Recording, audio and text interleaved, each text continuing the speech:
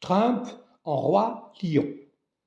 Le monde tel que se le figure Trump ne ressemblera jamais au monde enchanteur imaginé au siècle dernier par son compatriote Walt Disney pour le bonheur des grands et des petits, pays et personnes.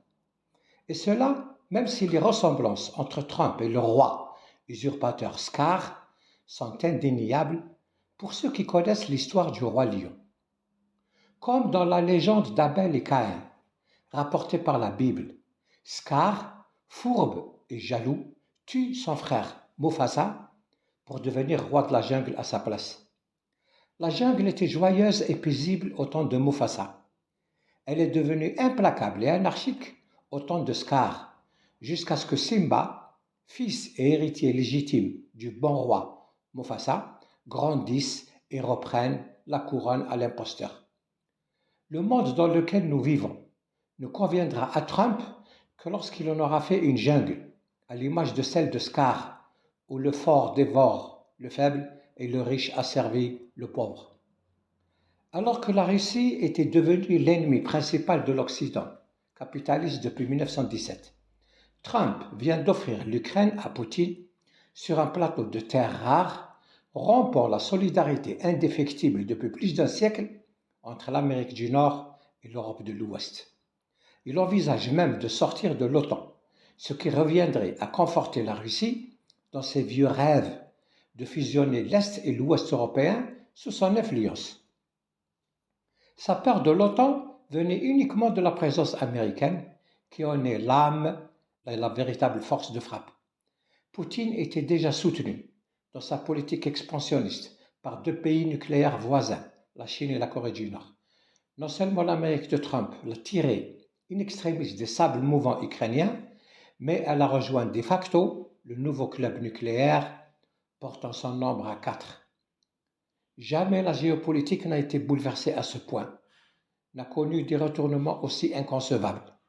L'Amérique truste pour la Russie et bientôt la Chine. On a récemment entendu Trump critiquer Taïwan. L'OTAN sans les USA, l'Europe se démenant pour créer une défense commune contre Poutine et Trump à la fois. Le nouveau monde en gestation n'obéit à aucune logique. Il n'est porté par aucune vision, comme avait fait au siècle dernier l'Union soviétique, avec le marxisme-léninisme, ou les néoconservateurs américains, avec les idées de Samuel Huntington et de Bernard Lewis, pour remodeler le Moyen-Orient. Il résulte des fantaisies d'un homme entouré des plus grandes fortunes américaines et d'aventuriers politiques qui ne sont pas en quête d'idéaux, mais de nouvelles sources de gains et de pouvoir absolu.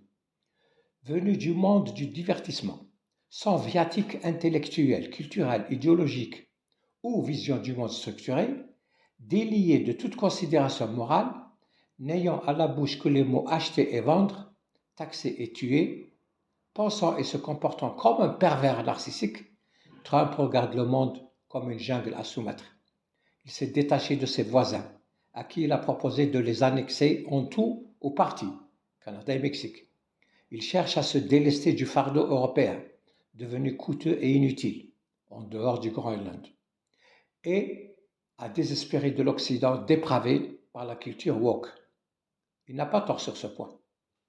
Vont-ils finir par s'entendre, lui, Poutine et le président chinois, sur une stratégie de partage du monde en 3 zones d'influence, ou continuer à se préparer à des guerres qui conduiraient à leur disparition mutuelle?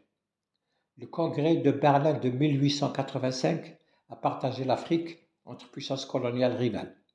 Les accords Sykes-Picot de 1916 ont fait la même chose avec le Moyen-Orient et le traité de Sèvres en 1920 avec l'Empire ottoman.